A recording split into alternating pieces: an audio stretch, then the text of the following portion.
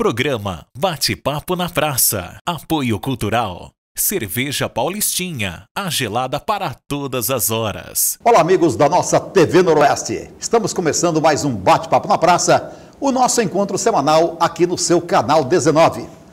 Nosso programa de hoje está recebendo com grande alegria o Dr. André Luiz Batista. Ele é cardiologista e ele é uma das pessoas que estão envolvidas no projeto Birigui pela Vida. E é com ele que eu vou falar em 30 segundos sobre esse assunto e outros relativos à Covid-19. O Bate-Papo na Praça está no ar, na tela da sua TV Noroeste.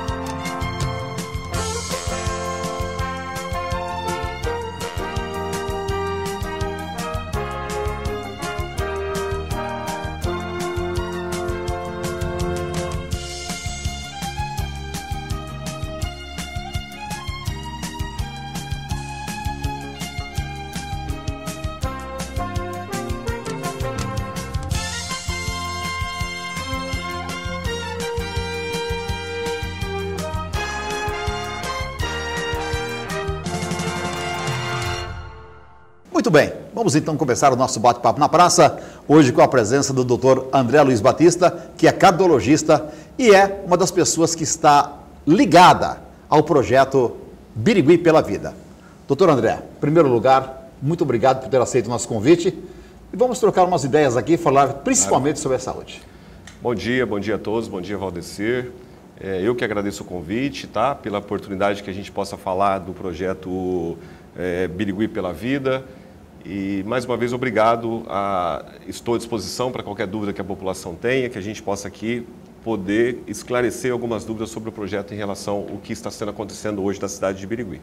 Doutor, para que as pessoas o conheçam melhor, o senhor está na área da medicina há quanto tempo? Eu sou formado desde 2007, né? Eu tenho 14 anos de formado agora. Eu me formei no Rio de Janeiro, fiz cardiologia em São José do Rio Preto e vim, assim que eu acabei cardiologia, vim para Birigui. Então faz 11 anos que eu faço cardiologia, a gente tem uma empresa aqui em Birigui chamada Procardio e estou aqui. Faz 11 anos, virei um biriguense já. De coração já? De coração já, com certeza. Doutor, e nessa sua área de cardiologia aí, quais são os principais cuidados que a pessoa deve ter para cuidar da saúde do coração? Olha, cuidar do coração significa cuidar da vida. Eu acho que a pessoa tem que, acima de tudo, ter uma boa qualidade de vida, né? Praticar atividade física, ter uma boa alimentação, ter uma vida regular, ter uma vida sem extravagâncias e que procurar seu médico regularmente para que possa fazer um cuidado em relação ao coração. Mas o que eu sempre falo para os meus pacientes é assim, viver a vida de uma forma agradável, de uma forma que não tem extravagância e que a pessoa possa viver feliz. Acho que o mais importante é ser feliz também, porque acho que isso conta muito na vida. Vamos falar um pouquinho desse projeto Birigui pela Vida. O senhor está encabeçando praticamente esse projeto, o senhor está desde o início dele, né? Começou acho que em 15 de abril, não é isso? 15 ou 16? É 16/4. Estamos mais ou menos aí uns 20 e poucos dias em andamento esse projeto. Tá. Da onde surgiu a ideia? E por que essa ideia convenceu vocês a fazer esse projeto em Birigui? Valdecir, eu costumo falar assim, que esse projeto não é um projeto meu, não é um projeto do prefeito, não é um projeto dos empresários, é um projeto da sociedade de Birigui. Acho que nunca na história teve um engajamento tão grande de tantas pessoas de credibilidade para que possa fazer um grande projeto que a gente possa mudar a característica da doença de Birigui. Nós estávamos tendo um alto índice de mortalidade, pronto-socorro extremamente cheio, Santa Casa de Birigui também cheio de pacientes, sem vagas em UTI, sem vagas em enfermaria. Então, o projeto nada mais é do que você tentar um acolhimento precoce do paciente. Nós colocamos o nome desse projeto de acolhimento imediato. O que significa um acolhimento imediato nesse projeto? O paciente, a partir do momento que ele começa a ter sintomas, ele vai procurar a unidade básica de saúde. Esse paciente ele vai ser testado rapidamente. Em 20 minutos, esse paciente já vai ter um diagnóstico sobre a doença dele. Esse paciente vai passar pelo médico imediatamente, tá? Ele vai ser tratado de uma forma imediata. Não quero levar em consideração os valores políticos aqui, a autonomia do médico que possa tratar o seu paciente. E, ao mesmo tempo, que eu acho mais importante, esse paciente ele vai ser isolado da sociedade. Tá? Eu acho que cada paciente que nós conseguimos tirar de circulação dentro de uma sociedade, de locais públicos, a gente vai diminuir muito essa curva.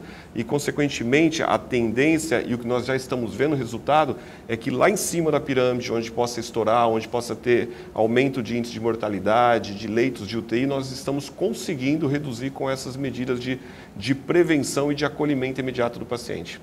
E de que forma é feito esse isolamento, doutor? Tá, e todo paciente que, a partir do momento que ele chega na unidade de base de saúde, ele é diagnosticado com Covid, né, através do exame que se faz, esse paciente ele entra numa central de acolhimento que nós temos e esse paciente ele é monitorado diariamente, assim como ele e como todos os outros familiares que pertencem ao seu grupo. O isolamento é feito de uma forma vertical. Nós não precisamos isolar todo mundo, né? Nós precisamos tirar de circulação as pessoas que realmente são positivas. Existem pessoas, se eu não me engano, são 10 ou 12 estagiárias, pessoas que trabalham nessa central de acolhimento, que liga diariamente para o paciente, pergunta como o paciente está, pergunta se houve piora dos sintomas e orienta em relação aos cuidados necessários para a prevenção de Covid, em relação à família e em relação a dentro de casa, o que ele pode melhorar a situação. E aí vai havendo um acompanhamento com esse paciente? Sim, vai havendo um acompanhamento, né? A partir desse momento que ele é acolhido pelo projeto, esse paciente ele vai ser acolhido desde a sua alta da doença, que ele tenha alta, ou desde o momento que ele precise de um atendimento a mais, se ele precisa de uma urgência, de uma emergência, nós temos um acolhimento e um monitoramento diário de todos esses pacientes. Como que funciona o caso de um trabalhador da indústria de calçado, por exemplo? Ele vai lá, ele testa, vocês fazem o teste lá, sim, dá positivo, ele é isolado do trabalho também? Sim, esse paciente também é isolado. A partir do momento que ele tem sintomas, ele é orientado e ele participa do projeto, esse paciente ele é testado. Se vier negativo e mesmo assim ainda houver a suspeita de diagnóstico de Covid, se ele tiver sintomas de Covid, sintomas gripais, esse paciente ele recebe um atestado de 2 dias para voltar novamente no projeto e ele ser novamente avaliado. A partir do momento desses 2 dias, se deu positivo, esse paciente é isolado por um período de 10 a 14 dias e monitorado seus sintomas. Se nesse momento, após a reavaliação, esse paciente vier negativo, for descartado totalmente a possibilidade de Covid, esse paciente pode voltar tranquilamente para a sua unidade de trabalho. Doutor, que tipo de medicamento é ministrado numa pessoa que apresenta um sinal positivo da Covid? Boa pergunta, professor. Nós deixamos bem claro no início, isso foi até uma colocação minha como médico, eu não sou político, eu não tenho ideologia política, eu trato de pessoas, eu acho mais importante isso. E a autonomia é extremamente do médico, tá? Para vocês terem ideia, o que nós levamos em consideração e o protocolo que nós usamos é do Ministério da Saúde, que rege a saúde e todos os cuidados que tem que ser com o paciente de Covid. Você pode passar até um sintomático para o paciente, até medicações que o médico achar necessário naquele momento da doença. A gente fala de um monte de medicações, ivermectina, hidroxicloroquina, prednisona, enfim, várias medicações. Autonomia do médico. O médico vai saber exatamente o momento da doença, qual é a fase da doença que o paciente se encontra naquele momento e vai medicar. Às vezes apenas com sintomático e às vezes, se ele achar necessário, ele vai abrir mão de algumas medicações que ele julgar necessário naquele momento. Bom, nesse tempo que o projeto já está existindo, desde meio de abril praticamente, já temos mais de 5.700 atendimentos, né? 5.700 atendimentos e que foram testados. Só que, é claro, em média a gente tem visto no gráfico, doutor, que, por exemplo, a cada 100 pessoas testadas, 25, 27, talvez até 30% apresentam um sinal positivo e os outros são testados negativos. Sim. Que resultado o senhor avalia desses 5.777 avaliações até agora? Olha, na realidade, acho que são medicamentos distribuídos, né? Sim, e na verdade 5.000 e poucas são medicações distribuídas, tá? Nós temos hoje, em média, eu estava até vendo antes de vir para cá, nós tivemos até hoje 1.200 a 1.300 pessoas que passaram pelo projeto para consulta médica. Desses daí, foram testados positivo em torno de 350 pacientes. Olha só, se eu tenho um índice de transmissibilidade de hoje no Brasil de 1,9 mais ou menos, se eu tiro de circulação 300 e poucas pessoas, eu trato ela de uma forma precoce, eu isolo ela de uma forma precoce, nós estamos tirando da sociedade quase 800 pessoas com possibilidade de serem infectadas. Eu acho isso muito importante e com certeza nós vamos diminuir o fluxo, como já aconteceu, a gente diminuiu o fluxo lá no pronto atendimento, a gente diminuiu o fluxo na Santa Casa. Lembrando que ainda é muito cedo para a gente comemorar a vitória, né? Nós temos um longo caminho pela frente, a gente tem que manter ainda o distanciamento social. Acho que o essencial deve ser feito por todos, eu sou a favor disso daí, mas a gente não pode abusar. O uso de máscaras, álcool gel é extremamente importante. Mas hoje, com 20 dias de projeto, nós já temos indicadores que nos dá certeza que o caminho é esse. É o acolhimento precoce do paciente, que a partir daí a gente possa fazer um controle da doença. Birigui se espelhou também mais outras duas cidades, não é isso? Eu queria que o senhor me falasse, lá que já começou o primeiro, como estão os resultados agora? Que reações a gente pode ter ou esperar para que aconteça em Birigui, já que estamos nos espelhando em duas cidades que têm dado exemplo de caso positivo? E, na verdade, esse projeto nasceu, né, com uma solicitação do poder público, junto aos empresários também, e os empresários foram buscar informações nos projetos que já existem, que é Toledo no Paraná e Chapecó em Santa Catarina, né? Atualmente a gente sabe que houve uma diminuição da curva importante nessas duas cidades, tá? As informações que se tem, que o acolhimento imediato nessas cidades teve um resultado importante lá em cima na curva de infecção. Então a gente se baseia nisso muito e os nossos dados que nós temos até o momento, com 20 e poucos dias de projeto, é muito semelhante ao que está acontecendo em Chapecó e Toledo. Então isso nos dá a certeza que o caminho tem que ser esse a ser percorrido. Legal. Eu estou conversando aqui com o Dr. André Luiz Batista, que é cardiologista e está participando também do projeto Birigui pela Vida. A gente vai para um rápido intervalo e eu volto já já com a sequência do nosso bate-papo na praça.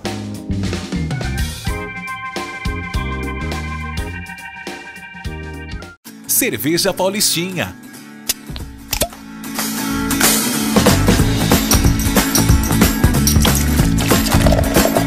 Cerveja Paulistinha, puro malte, a gelada para todas as horas. Beba com moderação.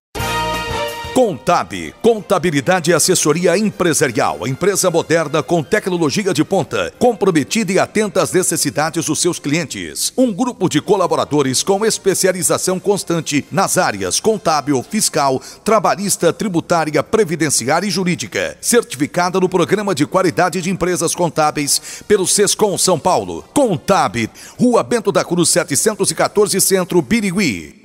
Não importa se é outono, inverno, primavera ou verão, Guaraná Paulistinha é o sabor de toda a estação. São mais de 40 anos de tradição fazendo parte da sua história. Guaraná Paulistinha. Sua sede termina aqui.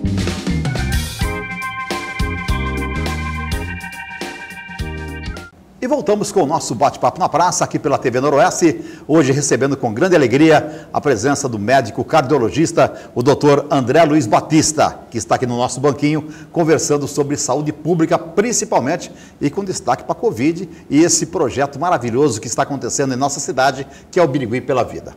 Doutor, vamos falar então desses atendimentos que as pessoas procuram. Aonde é que está acontecendo esse atendimento aqui em Birigui? Tá.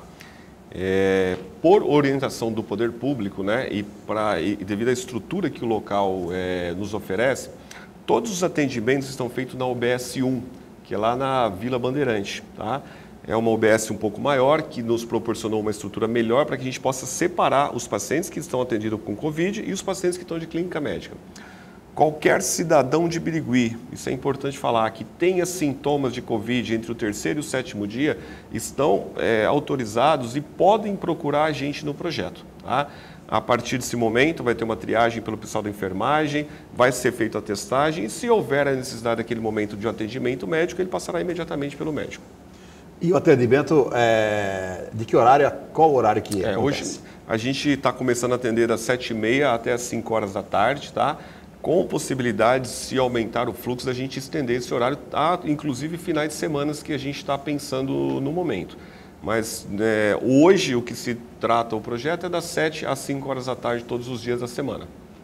Doutor, a gente tem conhecimento que existem casos na cidade de chikungunya e também de dengue. E a reação das pessoas é praticamente parecida com o coronavírus. Sim. Existe uma forma da gente conseguir distinguir uma pela outra ou só passando pelo centro de triagem de vocês lá para detectar realmente se a pessoa está com dengue, com chikungunya ou com o corona? Eu acho que uma pergunta importante, Valdecir, nós estamos numa época de epidemia de dengue novamente, né? Começou a aparecer vários casos de dengue em Birigui. Então, acho que vale a pena sempre procurar o médico, né? As características de dengue com síndrome gripal de Covid, algumas semelhanças podem acontecer. Dores difusas pelo corpo, dor de cabeça, febre. A dengue tem algumas características mais específicas que não fazem parte da síndrome gripal do Covid. Por exemplo, manchas hiperemiadas, dor no fundo do olho, que são mais características de dengue. Mas o que a gente sempre está orientando a procurar uma unidade básica de saúde para que se possa fazer esse diagnóstico diferencial. Inclusive no projeto, a triagem que é direcionada pelo pessoal da enfermagem dos médicos, nós estamos bem atentos a isso. Se não é sinal, não tem sinais de síndrome gripal, esse paciente é orientado a procurar uma UBS onde está fazendo o tratamento e o acolhimento de pessoas com dengue também e chikungunya também. Tá? E uma iniciativa muito boa, acho que também de vocês, junto com os laboratórios de Birigui, é para fazer os exames, né? Com custo acessível para todo mundo, se não me engano, acho que R$ 79,00.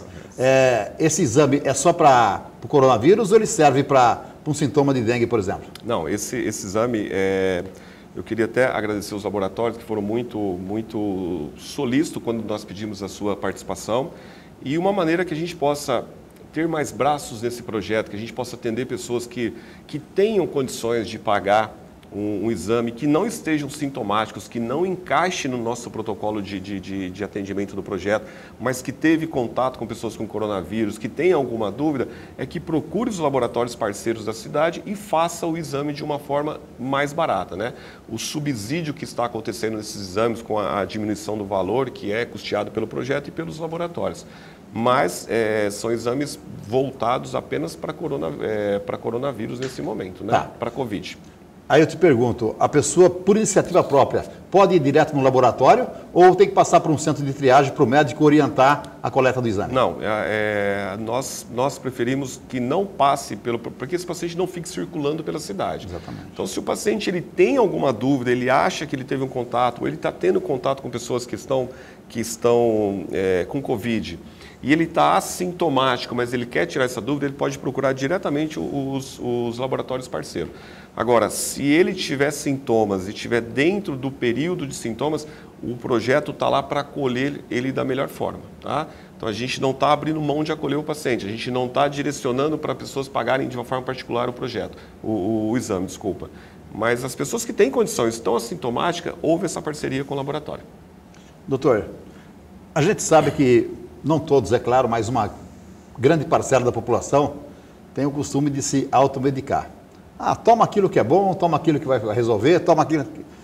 E a gente sabe também que existem medicamentos que não devem ser administrados nem ingeridos de forma alguma, principalmente quando se tem dengue e o Covid. Sim, Quais são esses medicamentos que a pessoa tem que evitar de verdade, nem passar perto para não complicar ainda mais?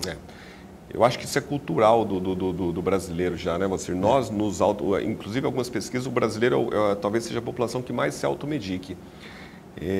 Existem algumas medicações que podem piorar, por exemplo, um quadro de dengue, pode aumentar o risco de hemorragia. Por exemplo, o AS, a aspirina, que as pessoas acham que parece uma droga inofensiva, mas às vezes está com uma dor no corpo, uma coisa, você acaba tomando aspirina e você não deve tomar de jeito nenhum, que você vai acabar aumentando o risco de sangramento por causa de dengue.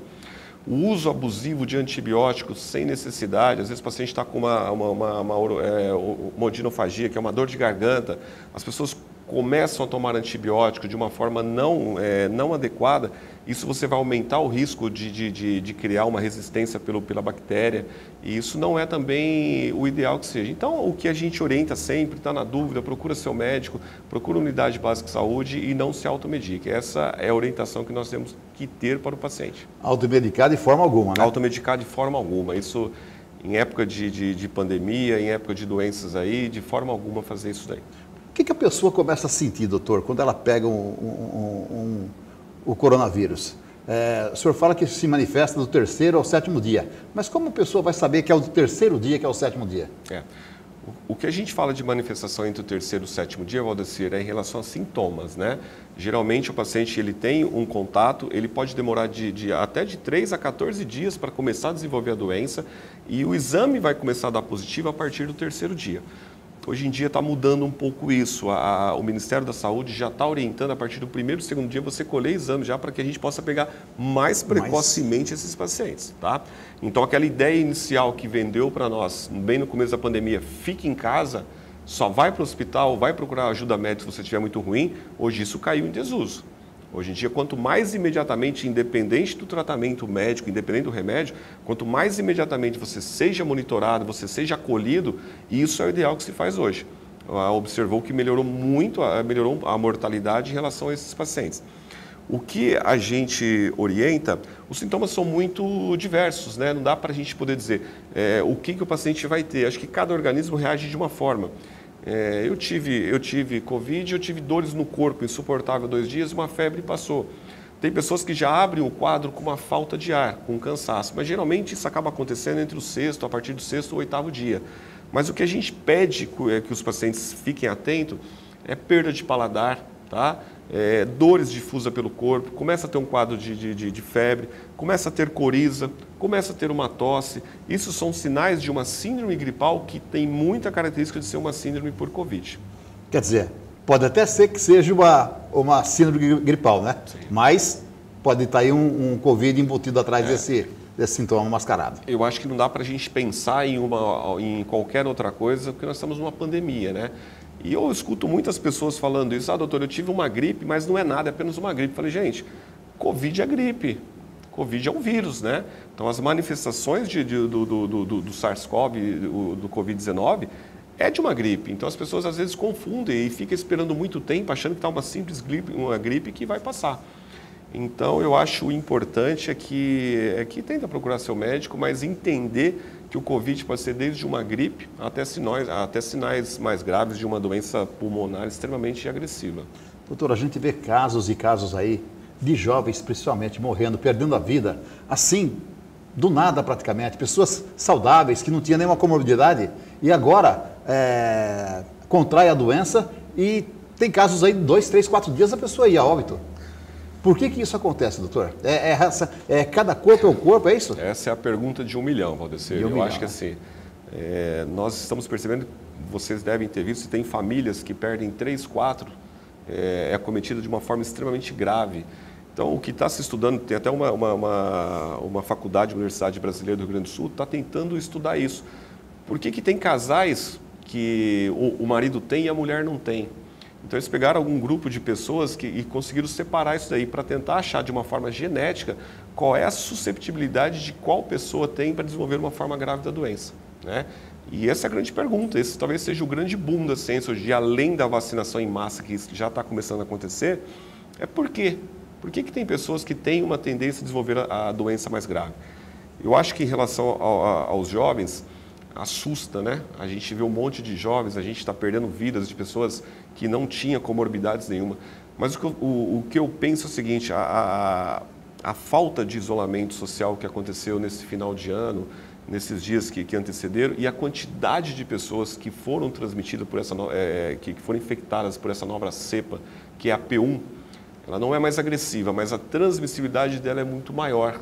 Então a gente acaba vendo um monte de pessoas se infectando ao mesmo tempo, e quando a gente vai ver o número de pessoas que morrem, também se torna muito grande. Mas a mortalidade da doença se continua a mesma, em torno de 2 a 4%, vamos dizer assim, em casos extremamente graves. Porém, a quantidade de pessoas que foram infectadas foi muito grande. E a gente acaba vendo os jovens que, de uma forma ou de outra, deu uma libertada nesse tempo, né? As pessoas, naquela época, acabou diminuindo a curva de infecção, as pessoas acabou saindo um pouco mais de casa. A parte econômica obrigou as pessoas a sair um pouco mais de casa. Então, acho que talvez isso tenha influenciado no número grande de pessoas jovens que a gente está vendo falecer.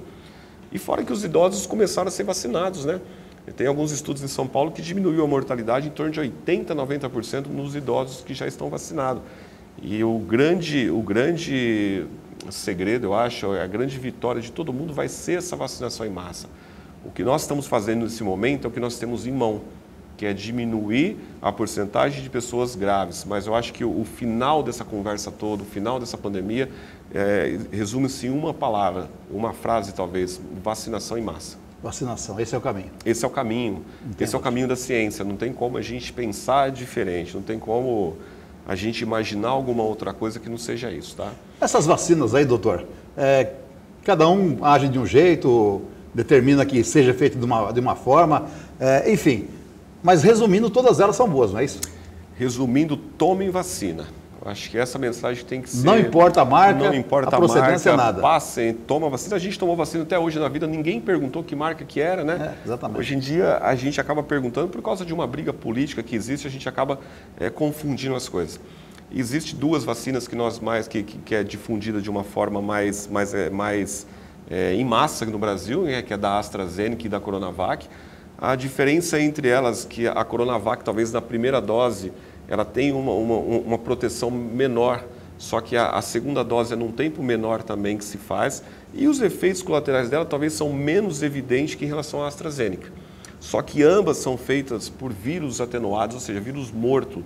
Não existe a possibilidade da pessoa ser vacinada e contrair coronavírus, Covid, não tem essa possibilidade. Com nenhuma delas? Nenhuma delas. A AstraZeneca, talvez as pessoas que estão nos ouvindo, poxa, mas eu tomei vacina, eu passei 24 horas mal. Vai acontecer, que isso é um efeito, a gente chama de efeitos menores da vacinação. Eu lembro quando a gente toma vacina de gripe ou qualquer coisa, as crianças tomam, acaba tendo uma febre pequena naquele dia, acaba tendo uma dor no local. E hoje o que tem se falado em relação de efeitos mais evidentes são esses efeitos menores, que são os efeitos de dor no local, febre, calafrios, dor no corpo, mas nada que passe disso, nada que tenha uma comprovação científica. Por exemplo, da Oxford, alguns pacientes chegam em mim perguntando: doutor, mas eu ouvi falar que dá trombose. Isso foi 1 ou 2 casos raros em milhões de pacientes que foram imunizados. A gente costuma falar qual é o benefício da imunização e qual é o risco dela. Eu garanto para todos que o benefício é 100 vezes maior do que qualquer risco que ela pode proporcionar. Então é isso que importa, é o risco e o benefício de cada medicação que você passa para o paciente. Eu falei aqui com o doutor André Luiz Batista, cardiologista, falando e explicando os detalhes desse projeto aqui de Birigui pela Vida e, claro, orientando as pessoas para que tomem os cuidados, uso de máscara, álcool gel, né, doutor?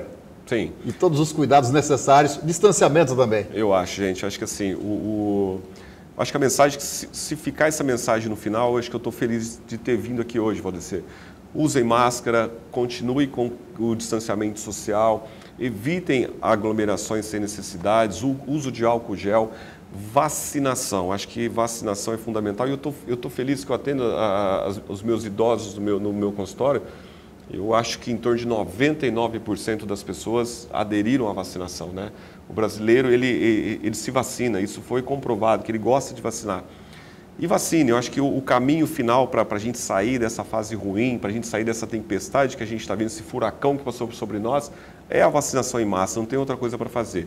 Enquanto isso, continuem com os cuidados de uso de máscara, evitar aglomerações, enfim, tudo isso que nós sabemos que realmente faz resultado, isso é muito bom. E o que precisar da gente no projeto, o que precisar de mim, eu estou à disposição de todos. Quem puder colaborar com o projeto, a gente procure as suas redes sociais que possam ajudar e que a gente esteja à disposição de todos vocês para qualquer dúvida e que a gente possa sair disso o mais rápido possível.